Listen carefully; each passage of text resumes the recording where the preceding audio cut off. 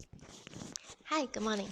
Welcome to today's episode of Infinite Lifetime Sutra. I'm Angelina, your host. So, last episode we were talking about the fifth vow of the Samantabhadra Bodhisattva, right? Why are we talking about the Samantabhadra Bodhisattva? Is because he was one of the audience during the Dhamma talk by our Sakyamuni Buddha.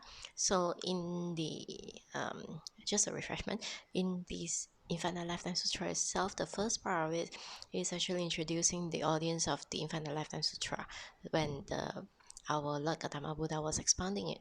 So among them were the great monks, okay, and then we went on to talk about the bodhisattvas. So Samantabhadra Bodhisattva Puxian Pusa was actually one of the main bodhisattvas mentioned in this sutra, the Infinite Lifetime Sutra, because of his 10 vows that are actually the practice for anyone who aspires to become a Buddha. Okay, so it is when you aspire to become a Buddha, then you take on the task of being a bodhisattva. It's like you are going through university course and internship or whatever, right? So you learn the right way and the right things, and to be able to accumulate your experiences and everything to qualify you to become a Buddha. Okay, so that's approximately what it is. So last week we have spoke about the fifth vow. So this week we will start with the sixth vow. The sixth vow is Qing Zuan Fa Lun. That means is to turn the Dharma wheel. Okay, what does it mean to turn the Dharma wheel? Does it really mean like when you go to Thailand or to Burma or wherever? Okay, then you see all those the wheels out there, the Dharma wheels out there. Then you just go and turn it, just swipe it over, and then you say, "Oh, this one is turning the Dharma wheel."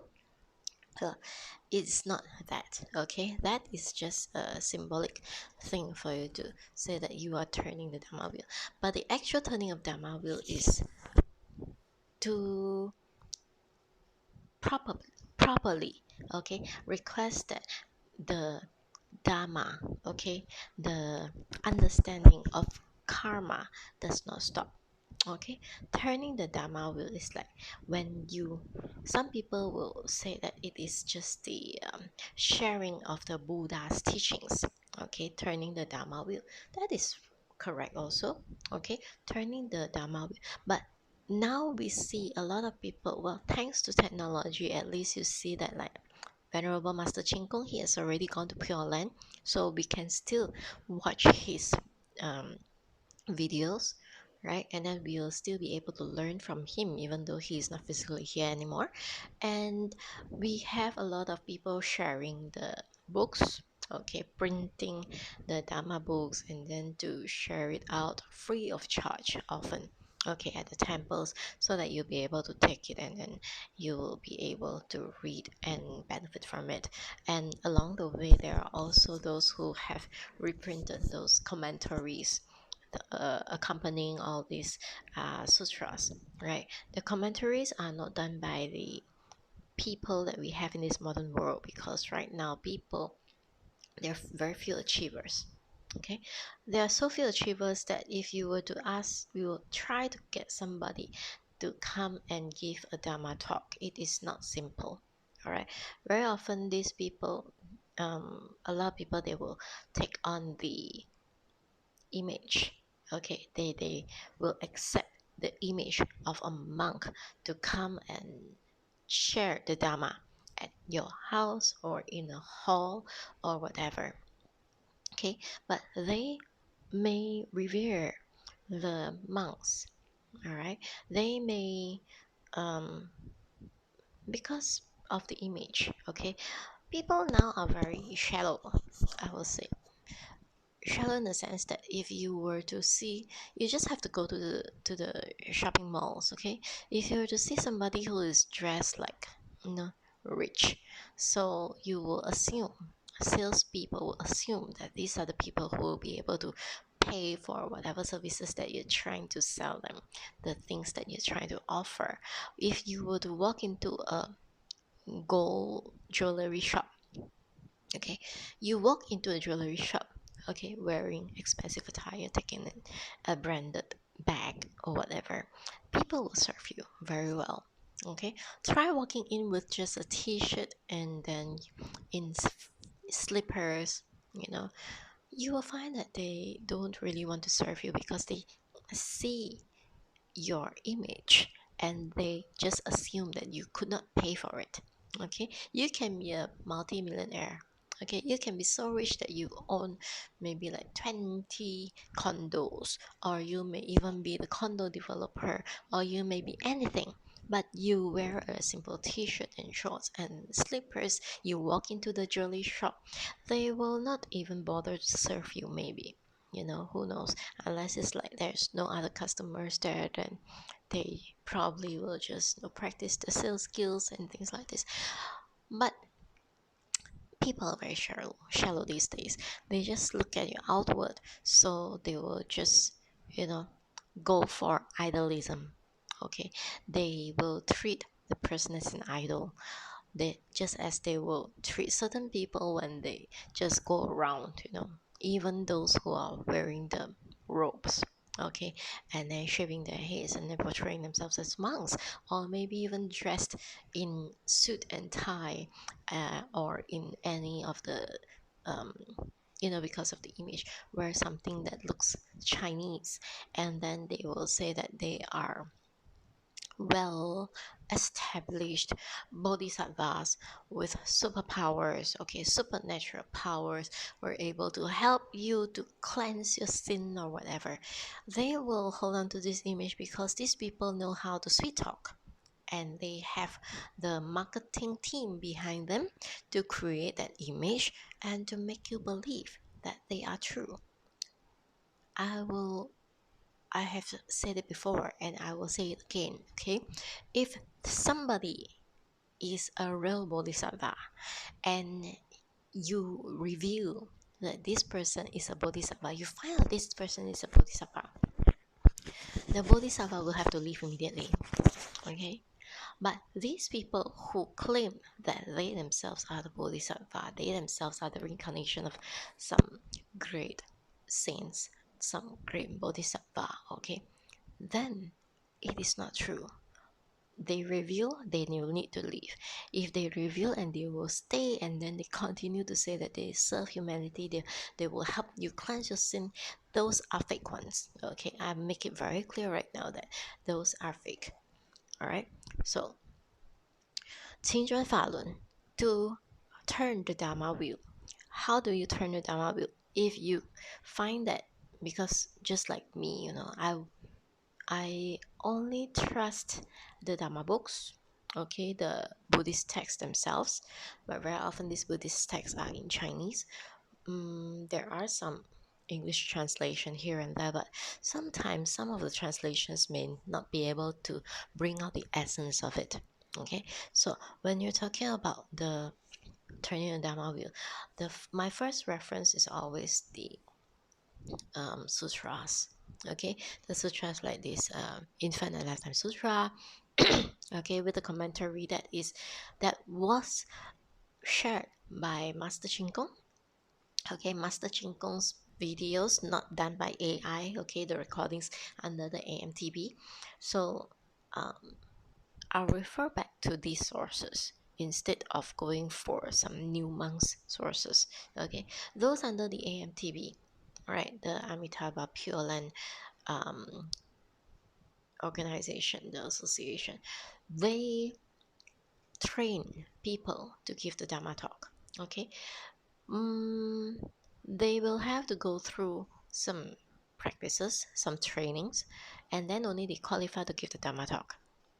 Okay, theirs will be solely based on the text as references. They will solely follow exactly how Master Ching Kong have taught them. Okay, so the legacy stays on, and to avoid people from telling the wrong things, okay, from sharing the Dharma in a wrong way.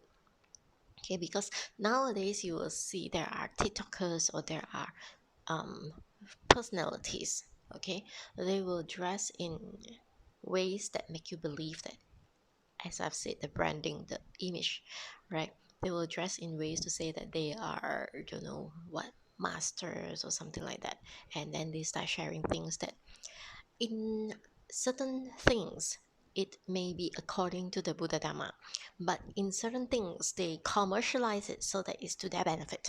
Okay, so what are the consequences of these? Right, the consequences of these are, if let's say they are monks, right, there is a consequence in which the monks, when they are wearing the robes, they mislead people, innocent people who have the kind of thought of, they think that they are revering to the Buddha Dhamma, right? They're revering to the Sangha, and then they give offerings to the Sangha. They do all kinds of things to revere, to get blessings from the Sangha, to the monks, and then provide luxuries to the monks.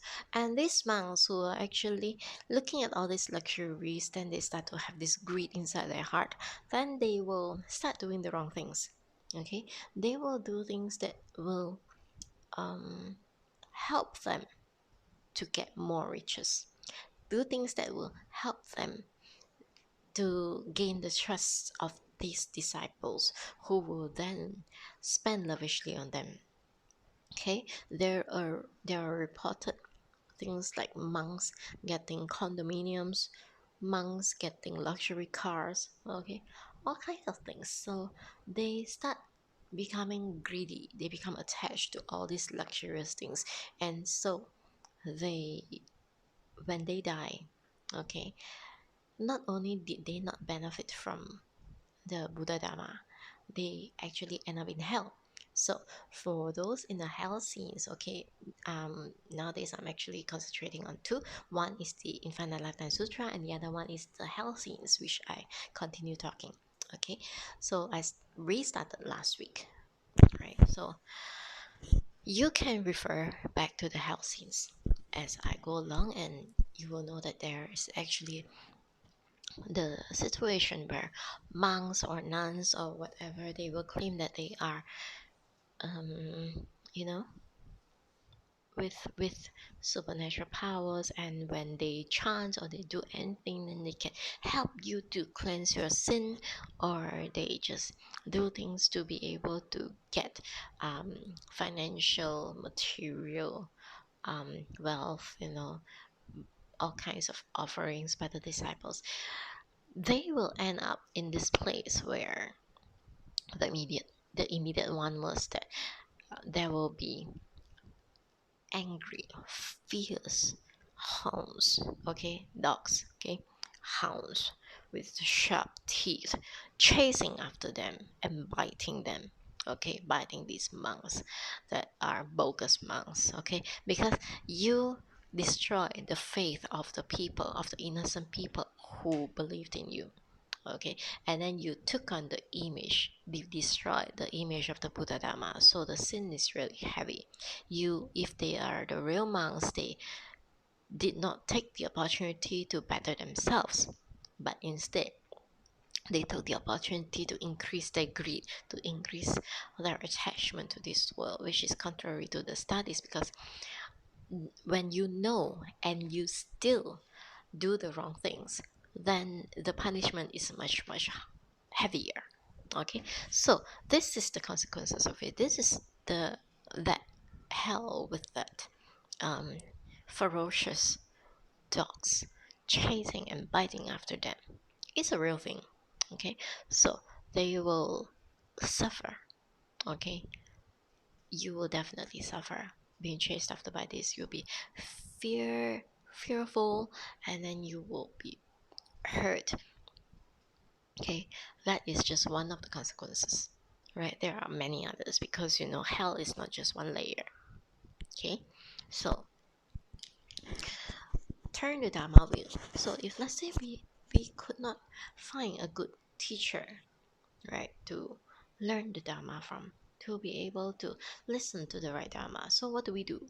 Okay, we always, the Buddha Gautama, okay, our Lord Gautama Buddha always say that refer back to the original teachings, refer back to the words that he had uttered.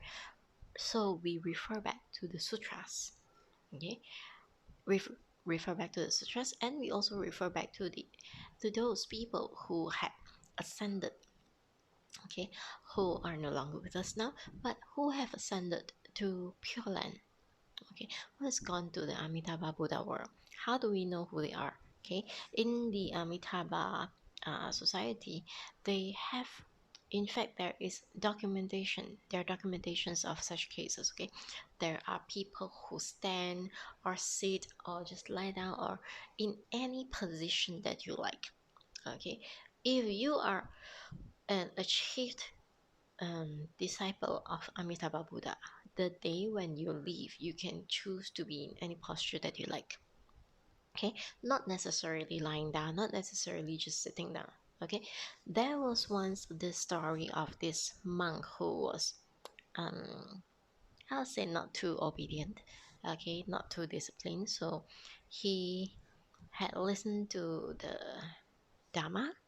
Okay, so he know if he dies, okay, if he dies, he knows for himself that he will go to hell, okay, because of all the things that he have done.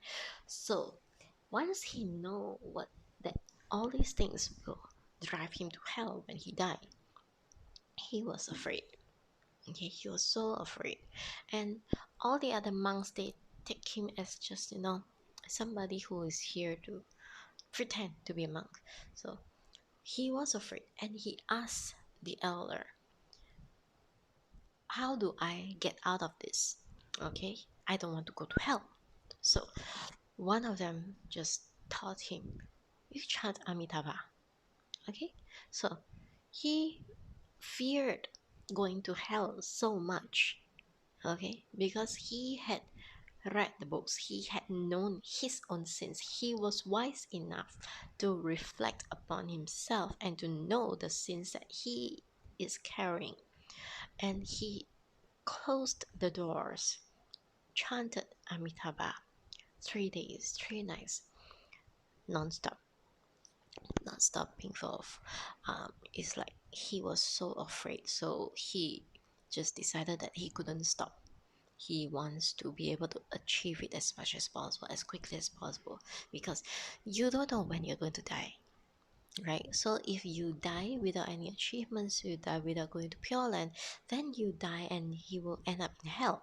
So he, not knowing his lifespan, so he just spent 3 days, 3 whole days and 3 whole nights just chanting Amitabha Buddha very earnestly. And indeed, his effort actually called Amitabha Buddha. So when Amitabha Buddha came, he was saying, Amitabha Buddha was telling him, you still have this lifespan, so I will come and collect you when your lifespan is due.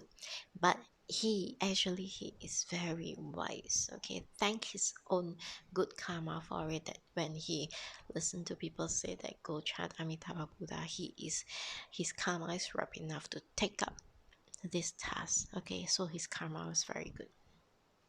He told Amitabha Buddha, no, I don't want to drag on any longer, because I know myself.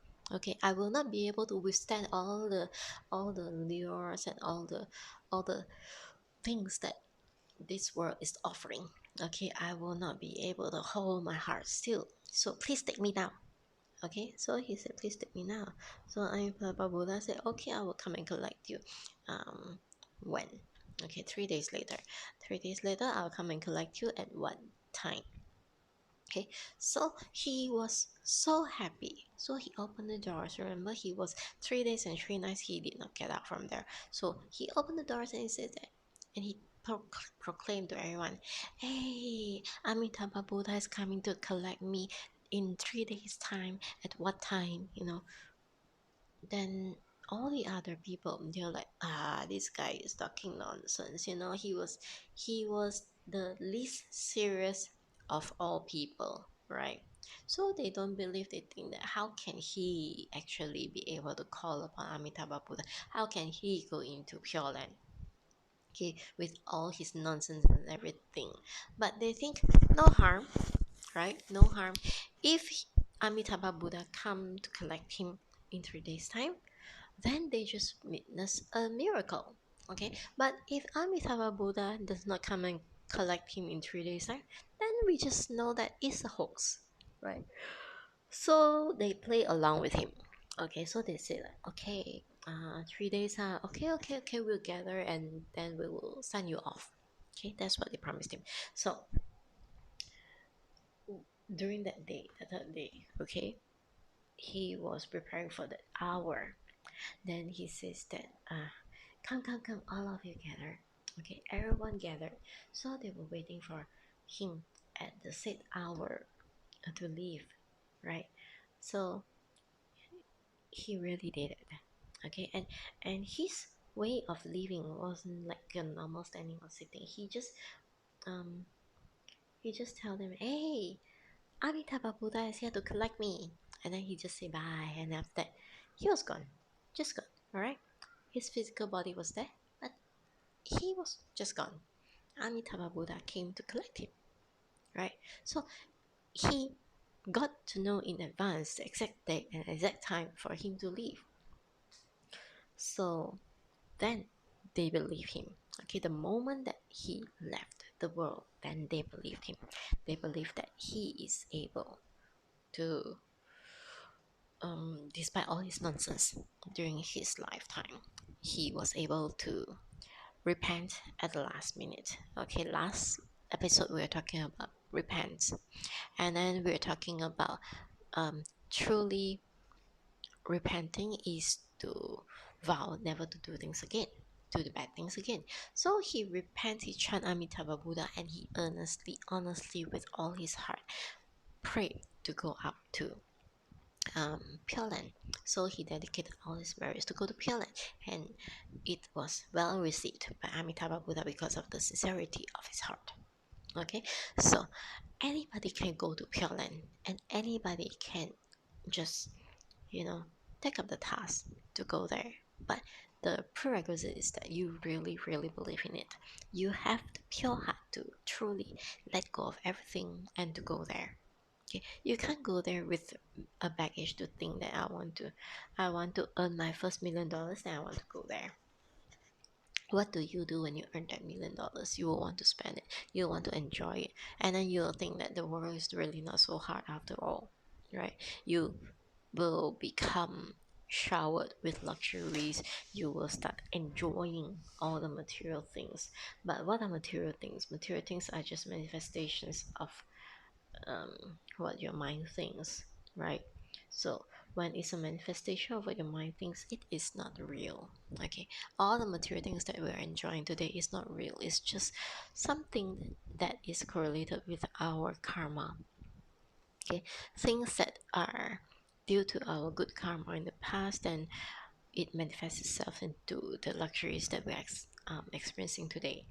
But if, let's say, instead of bending in and taking up the luxuries and everything else, you decide that you want to take into a more difficult way, okay, difficult enough for you to know that you will not be attached to the material things in this world, but it depends on your level of difficulty that you would like to experience.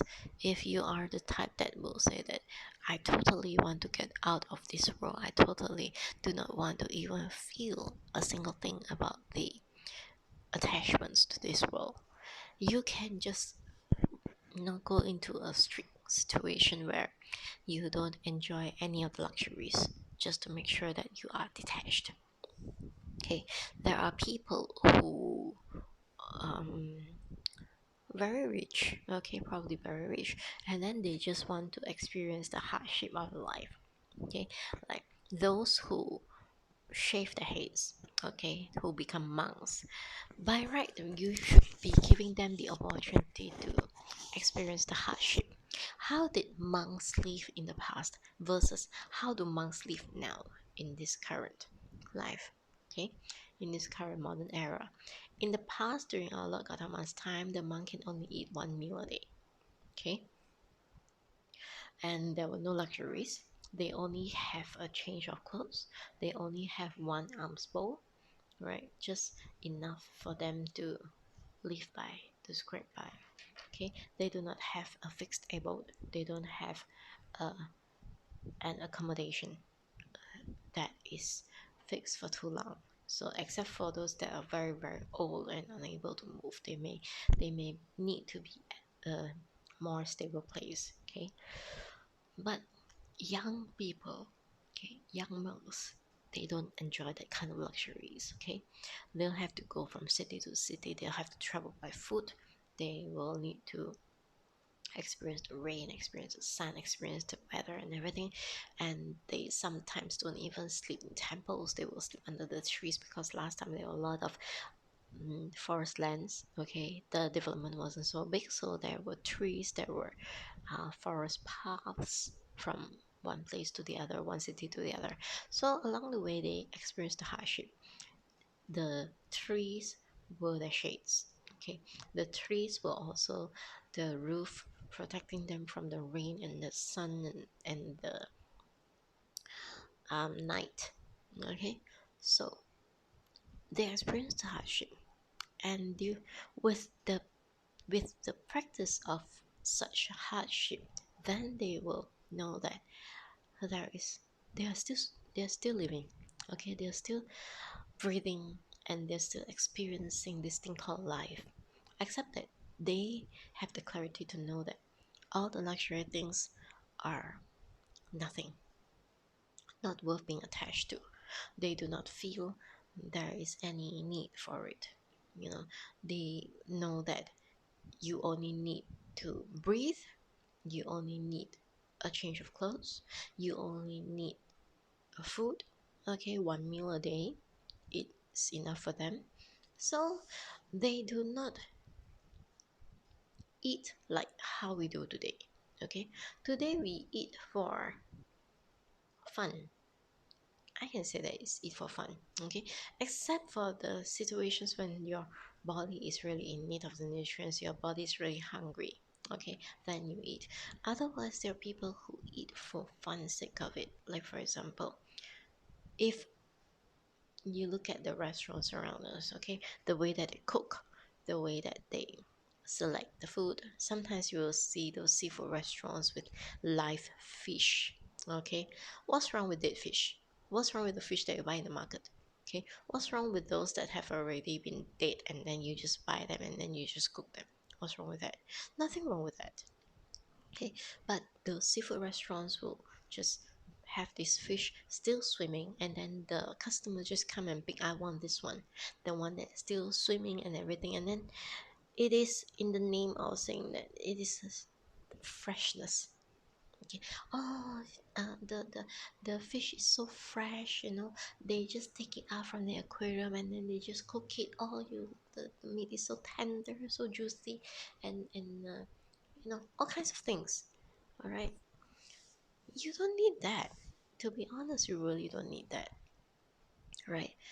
You just need something to fill your stomach. All right, even those things that they say that, oh, you need to nourish yourself with the nutrients A, B, C, D, E, F, G, H, I, J, K, and vitamin Z or whatever, right? So where did all these things come from? All these things come from the fact that we are already very much polluted in our mindset, in our understanding about this body itself. Okay, we think that, okay, in the past, the monks are not choosy. They eat whatever they give them. They will eat the vegetables, they'll eat the rice, they'll eat the milk, they'll eat the, if there is any meat, okay, anything that you feed them they will take, right? But what about us? We are, from young, we are taught that there's vitamin A, B, C, D, E, F, G, until Z. Okay, there are also minerals, iron, magnesium, zinc, whatever. Okay, all kinds of things. So our mind is polluted.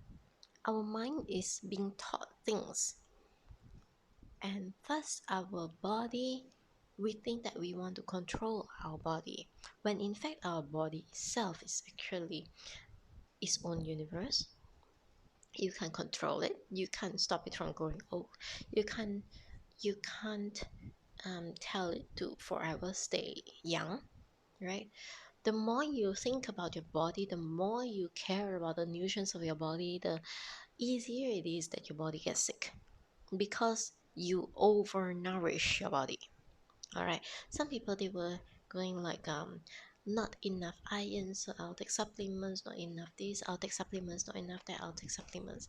But the fact is that everything in this universe is actually nourishing you if you take it naturally. Okay, you take the food, whatever food that you can find, you just close your eyes and then just pick one food, you just eat it, and then you um go walking around, doing your stuff. You get the sun, you get the moon, you get the rain, you get everything. The nourishment of the entire universe is actually in sync with your body. But you forgot about that. You started to want to take control of things when you can't even control yourself. Okay, so this is how what happens. All right, all these things that's going on is actually destroying your own body, and this is in contrary to the natural way of life. Okay, so when you are not living a natural way of life, you look at all those teachings nowadays, the most viewed videos or the most read books are not the religious books. Okay, the best sellers are not religious books. The best sellers are books that tell you how to grow money, how to become rich, how to make yourself so powerful, how to make yourself into a conglomerate, into uh, an ultra rich, a billionaire, a millionaire, a gazillionaire, whatever, trillionaire. Okay, all the things are material. Okay, all these things are just manifestations of the good karma that you have done in the past. All these all these things are actually things that you cannot carry with you when you die, right? But people pay a lot of attention to all these things because they are attached. Okay, our mind is being taught to be attached to these things. Okay, it's like, I want to have a shelter, so now I cannot have trees for my shelter. Now I cannot just go to anywhere and then just plunk myself down. I cannot do that.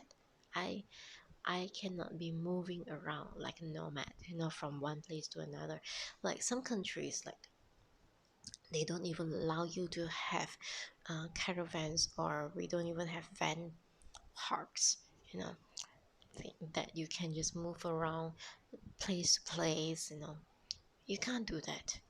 You need to be you have a job, you have a roof, so you work the job to be able to afford that roof. Okay, you work the job to be able to afford the food, you work on the job to be able to afford your clothes and everything.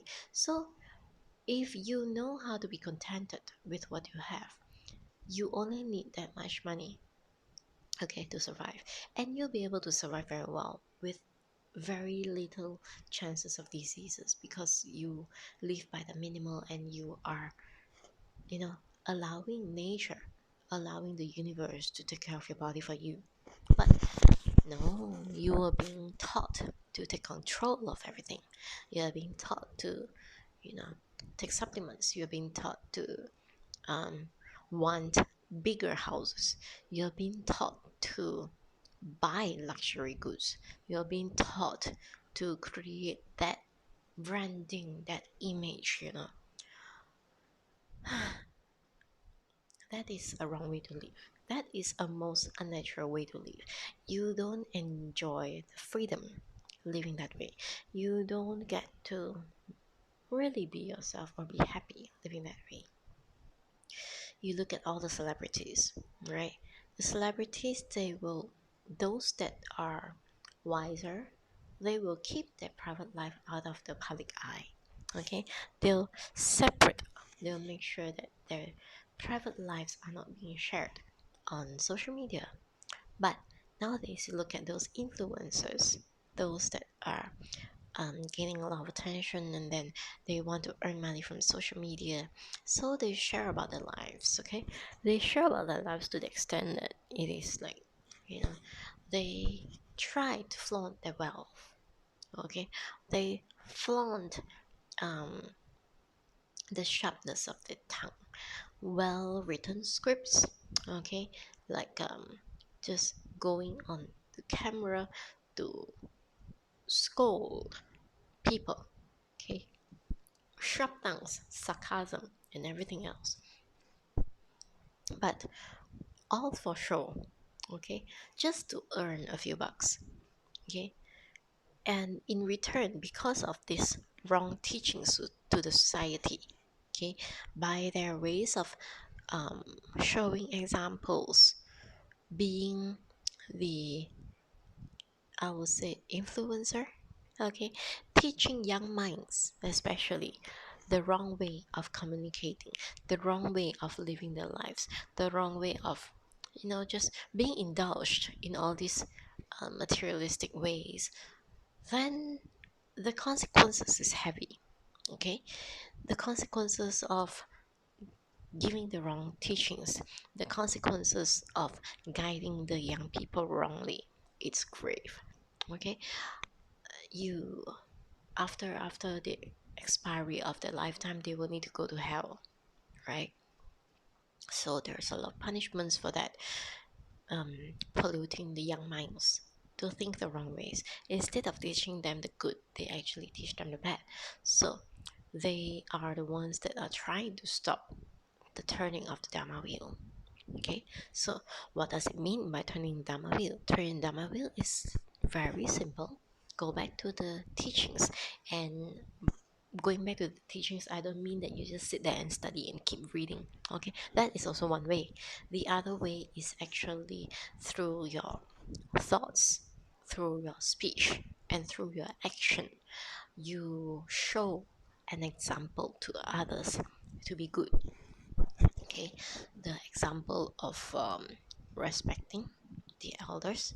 Okay, the example of repaying the four kindness. Remember in our past episode, I don't know if you have watched the previous episode of this hell scenes. Okay, just last week we were talking about repaying the four kindness and the consequences of suicide, of not repaying this four kindness. Okay, so you can refer to that video.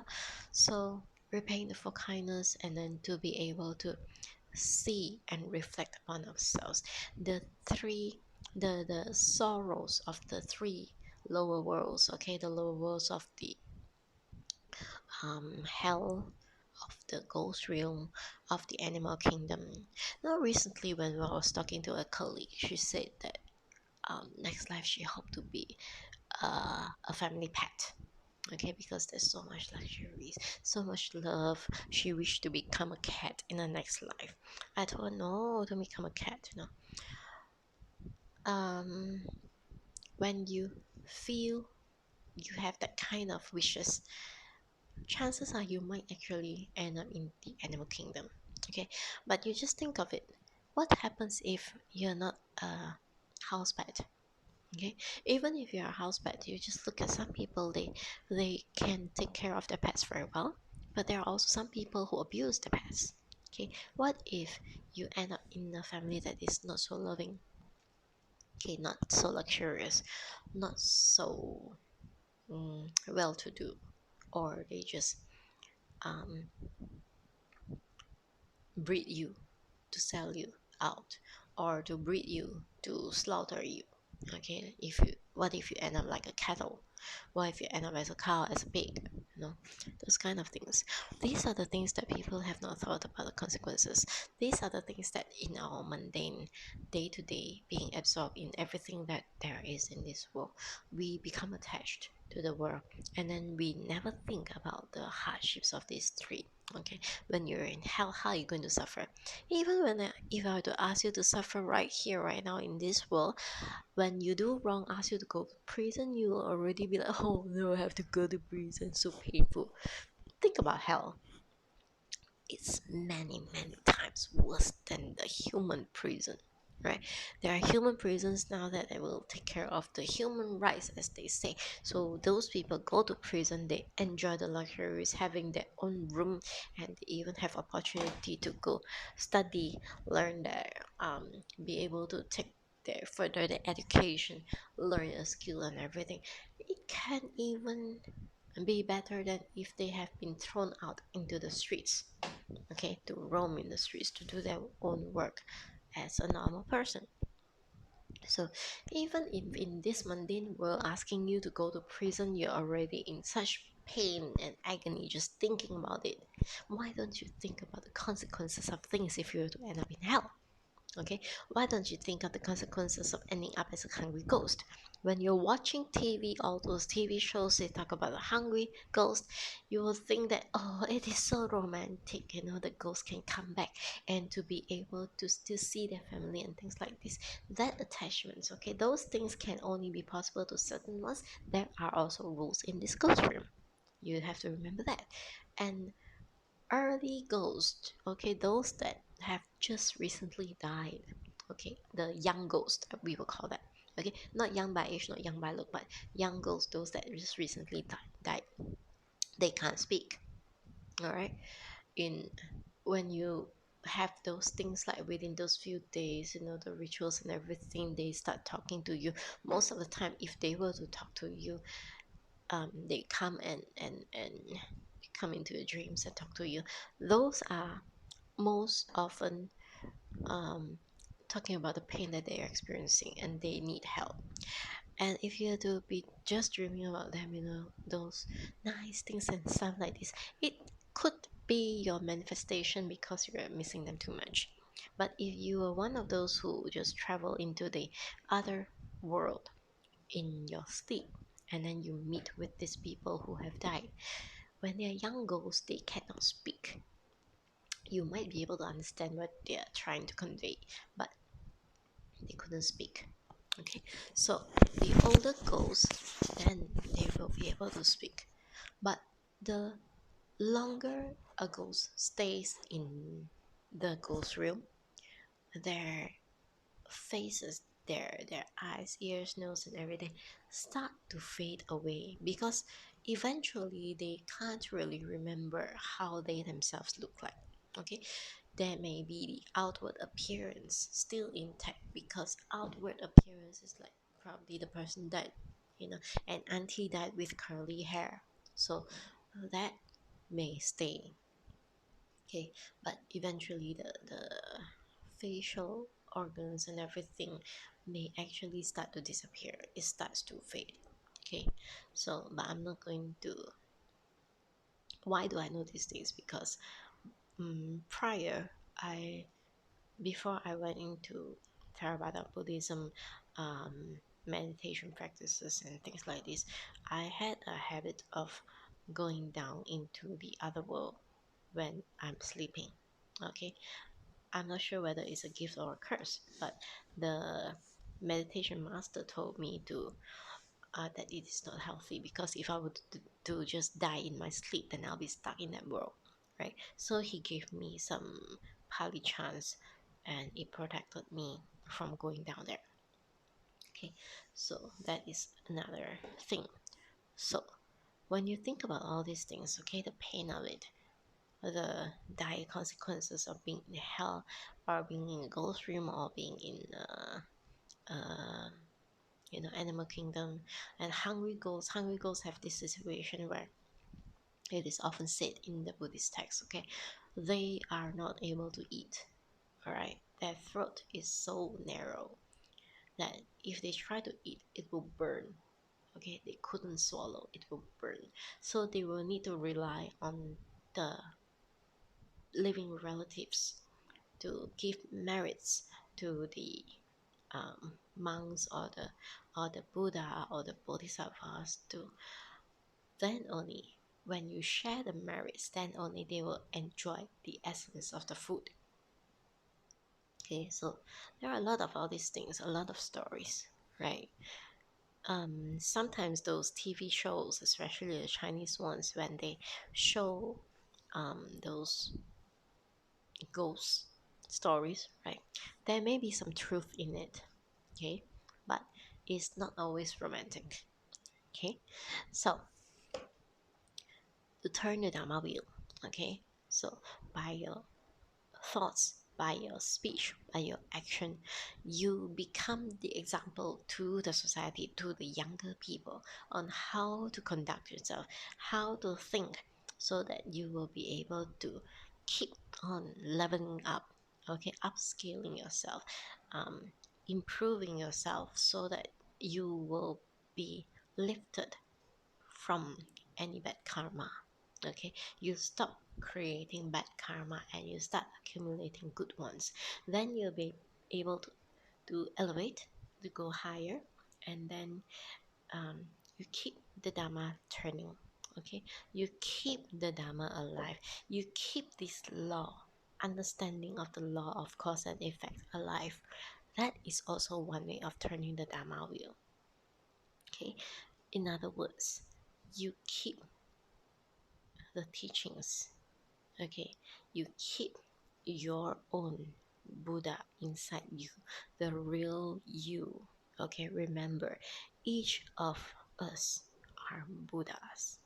Okay, it's just that right now we are being polluted, so we need to discard this pollution layer after layer so that we can eventually return to our original state of being a Buddha. Okay, so this is about the turning the Dhamma wheel. Okay, not going as a tourist and then you just turn the Dhamma wheel. It's not about that. So if there is any questions you may ask, right? Because I do look at the comments on the YouTube videos and then I will respond to them. If you have any question, just ask away. And just continue. Each of us can contribute to turning the Dhamma wheel. Each of us can keep the teachings alive by practicing it daily. Okay, to show an example, to reflect upon ourselves the bad that we have done, to repent and then to improve. Okay, so this ends our session for today. Next week we will talk about the seventh. Okay, 请佛注释, 请尊法论. So that was the Buddha, the Dhamma wheel. That was the sixth vow. The seventh vow is 请佛注释. That means to beg the Buddha to stay in this world. Okay, until then we shall meet again next week. So stay good and Amitabha. Bye bye.